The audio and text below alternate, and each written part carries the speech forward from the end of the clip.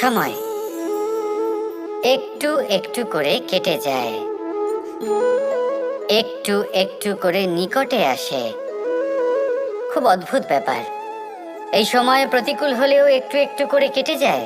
এই সময় যদি ভালো হয় তাহলে একটু একটু করে নিকটে আসে। অনুচিত তখনই হয় যখন আমরা নিজেদের অসফলতার জন্য সময়কে দোষ দিই, কিন্তু আসলে তেমনটা হয় না। আপনার পরিশ্রম আর প্রয়াস দ্বারাই আপনি সাফল্য লাভ করবেন, সময়ের দ্বারা নয়। যদি এই সাফল্য একটা সুন্দর ভবন হয় তাহলে সময় হলো তার দেওয়ালের রং, যা সময়ের সাথে বদলাবে, সময়ের সাথে ফিকেও হয়ে যাবে। কিন্তু সাফল্যের এই ভবন আপনাকেই নির্মাণ করতে হবে, আপনার পরিশ্রমের ইট দ্বারা এবং প্রয়াসের চুনসুরকি দ্বারা। তাই পরিশ্রম আর প্রয়াস করতে থাকুন, সাফল্য আপনি অবশ্যই পাবেন। সময় যদি আজ ভালো না হয় তাহলে কাল অবশ্যই হবে। প্রয়াস করতে থাকুন আর আমার সাথে ভালোবেসে বলুন, রাধা রাধা। ভয়। জীবনে আমরা কোন কোন বিষয়ে ভয় পাই? কোনো মানুষকে হারানোর ভয়, কোনো মানুষ কোনো সম্পর্ককে হারানোর ভয়, অর্থহানির ভয়, সময়হানির ভয়। এবার বিষয়টা হলো, এই ভয় কখনো আমাদের কোনো লাভ করে না। এটা সবসময় আমাদের পিছনে ঠেলে আর নিচু স্তরে নামিয়ে দেয়, কখনোই আমাদের উত্থানের কারণ হয় না।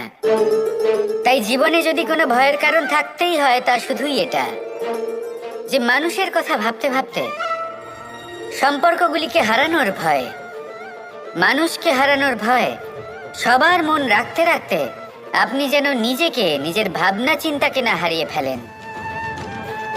যদি এরকম হয়, যদি সকলের মন রাখতে রাখতে আপনি নিজেই নিজেকে হারিয়ে ফেলেন, নিজের ভাবনা, নিজের লক্ষ্য, নিজের মন্তব্যকে হারিয়ে ফেলেন, তাহলে সংসারে যতই যাই হয়ে যাক না কেন প্রসন্নতা লাভ করবেন না।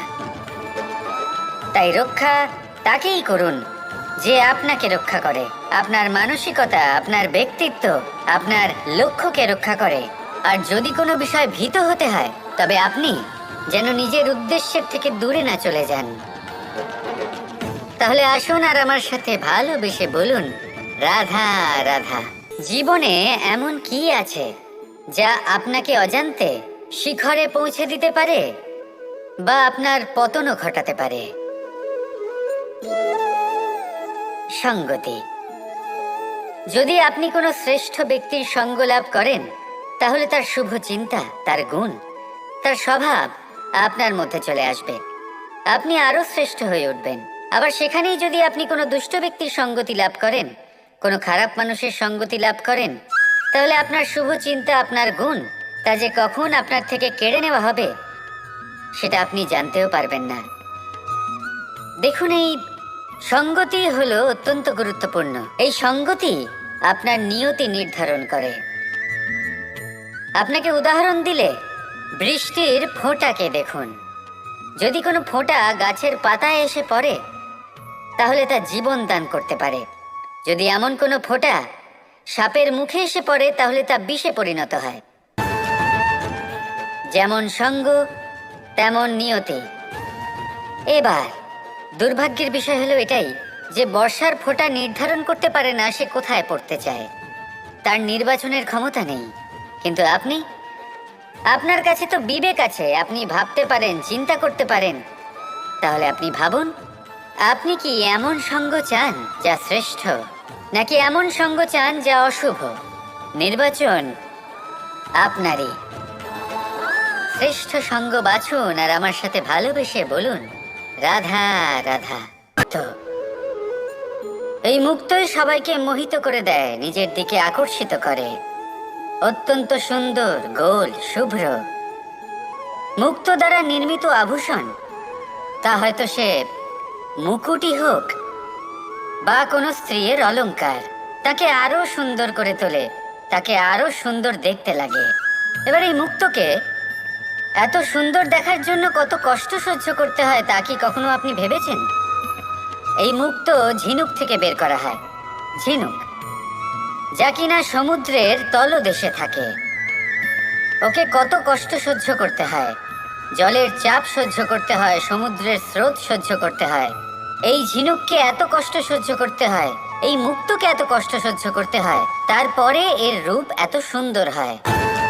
যদি আপনিও আপনার পরিশ্রমের সৌন্দর্য, নিজের পরাক্রমের সৌন্দর্য এই সংসারে প্রকাশিত করতে চান, তাহলে আপনাকেও কষ্ট সহ্য করতেই হবে।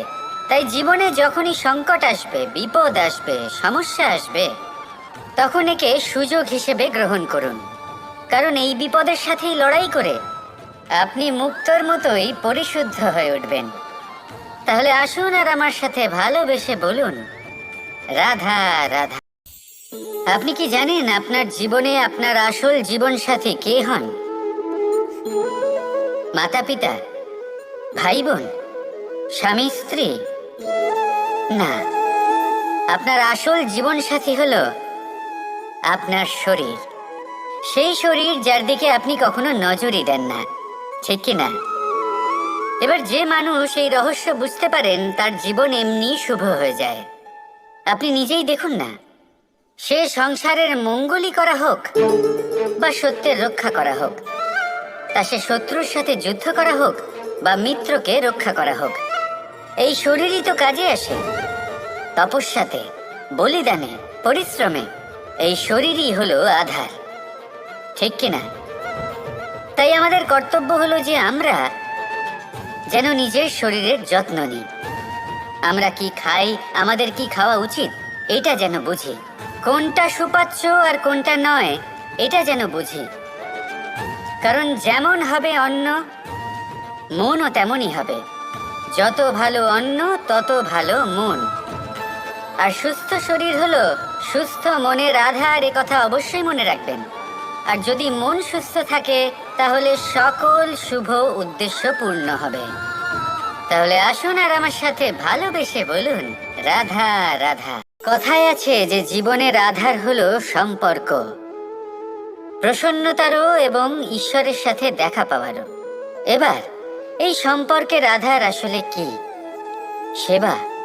না। বোঝাপড়া? না। অপেক্ষা? না। এই সম্পর্কের আধার হলো বিশ্বাস। যদি বিশ্বাস ভেঙে যায়, তাহলে জেনে রাখবেন যে সম্পর্করূপী এই ভবন, এর ভিতই ভেঙে গেল।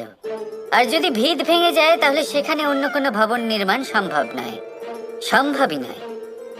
এই সমস্ত সম্পর্কের বিশ্ব বিশ্বাসে বসবাস করে। এই বিশ্বাস হলো অত্যন্ত গুরুত্বপূর্ণ। এই বিশ্বাসের জোরেই আমি আর রাধা কোনো সাংসারিক বন্ধনে আবদ্ধ না হয়েও এক অত্যন্ত দৈব অলৌকিক বন্ধনে আবদ্ধ। এ হলো বিশ্বাস, যার দ্বারা 11 অক্ষৌহিনী সেনার সামনে অর্জুন দাঁড়িয়েছিল এবং জয়ী হয়েছিল। এই বিশ্বাস হলো অত্যন্ত গুরুত্বপূর্ণ। তাই বিশ্বাস করতে শিখুন, বিশ্বাস দিতে শিখুন, বিশ্বাস পালন করতে শিখুন। আর আমার সাথে ভালোবেসে বলুন, রাধা রাধা। স্থান এ সত্য খুঁজতে থাকে, আর সত্য খুঁজে পেলেই তা প্রমাণ করতে চায়। সে চায় তার প্রমাণ পেতে, সাক্ষী পেতে চায়। সেক্ষেত্রে আমাকে বলুন যে সত্য কি করতে পারে? সেই ব্যক্তি যে সত্যকে ধরে আছে, সে কি করবে? কিছুই নয়, কিছু করার প্রয়োজনই নেই, শুধু তাতে টিকে থাকতে হবে। সেই হিমালয়ের মতো যা আজ পর্যন্ত টিকে রয়েছে। যদি আপনি সত্যবাদী হন, তাহলে আপনার কিচ্ছু প্রমাণ করার কোনো প্রয়োজন নেই। যদি প্রয়োজন থাকে, তাহলে সত্যের সাথে টিকে থাকার। এই সময় নিজে সাক্ষী হবে, নিজে প্রমাণ দেবে। এই নিয়তি স্বয়ং প্রমাণিত করবে যে আপনি সত্যবাদী ছিলেন, আপনি সত্যের পথে ছিলেন। তাহলে আসুন আর আমার সাথে ভালোবেসে বলুন, রাধা রাধা। আমাদের হাত প্রদান করেছেন, হাত যা জড়ো করা হয় প্রণাম করার জন্য, ঊর্ধ্বগামী হয় প্রার্থনার জন্য। এই হাত যার দ্বারা আমরা খাবার খাই, ফসল উৎপাদন করি। কিন্তু এই হাতের দ্বারা সব থেকে শ্রেষ্ঠ কাজ কি হতে পারে? সেবা। আগে হ্যাঁ, সেই হাত যা সামনে এগিয়ে আসে সেবা করার জন্য, যে সেবা করে তাদের যারা দুঃখে থাকেন, নিরাশ হয়ে থাকেন, যারা সেবা করেন তাদের যারা কিনা দরিদ্র, সেই হাত হলো সব থেকে অধিক মহান। ঈশ্বরকে দীনবন্ধু বলা হয়ে থাকে, কারণ যারা দুঃখী হন, নিরাশ হন, দরিদ্র হন, ঈশ্বর তাদের সাহায্য করেন, তাদের সহায়ক হন, তাদের মধ্যে ঈশ্বর বাস করেন। তাই আপনারা যদি এটাই করেন, যারা দুঃখে আছেন, নিরাশ হয়ে আছেন, যাদের সাহায্যের প্রয়োজন রয়েছে, যদি আপনি তাদের সাহায্য করেন, তাহলে আপনি এমন এক চৈতন্য লাভ করবেন যে আপনি তৃপ্ত হয়ে উঠবেন। তাহলে সবার সেবা করুন আর আমার সাথে ভালোবেসে বলুন, রাধা রাধা। জীবনের পঞ্চমহাতত্ত্বের মধ্যে পঞ্চম তত্ত্ব অগ্নি। অগ্নি যা জ্বালাতে সাহায্য করে, কিন্তু তা উত্তাপও প্রদান করে। নিশ্চিত রূপে অগ্নি আমাদের জ্বালিয়ে দিতে পারে, কিন্তু আপনি কি কখনো এটা ভেবে দেখেছেন যে আগুন, তাকে নিজেকে কতটা জ্বলতে হয়, তাকে নিজেকে কতটা তাপ সহ্য করতে হয়। ও নিজে জ্বলে আমাদের উত্তাপ প্রদান করার জন্য, ও নিজে জ্বলে আমাদের ঊর্জা দেবার জন্য, আমাদের আলো দেবার জন্য, অন্ধকারে পথ দেখানোর জন্য, শত্রুর সাথে মোকাবিলা করার জন্য আমাদের সাহায্য করে নিজে জ্বলে। যখন আমরা কোনো দেবতার জন্য যজ্ঞ করি, তখন দেবতার ভোজন গ্রহণ করার নিমিত্ত হয় এই অগ্নি। কত কিছু ওকে সহ্য করতে হয় আমাদের এত কিছু দেবার জন্য। আপনিও আগুনের মতো হয়ে উঠুন, নিজে কষ্ট সহ্য করুন অন্যকে সাহায্য করার জন্য, তাদের জীবন উদ্ধার করার জন্য, নিজের প্রিয়জনের জন্য, নিজের পরিবারের জন্য, নিজের মাতা পিতার জন্য, এই সমাজের জন্য। নিজে কষ্ট সহ্য করুন, প্রকাশের কেন্দ্রবিন্দু হয়ে উঠুন আর সকলকে পথ প্রদর্শন করুন, সবাইকে পথ দেখান। যেদিন আপনি আগুনের মতো হয়ে উঠবেন, সেই দিন ঠিক যেমন অগ্নিকে পুজো করা হয়, আপনিও সেইভাবে পূজনীয় হয়ে উঠবেন।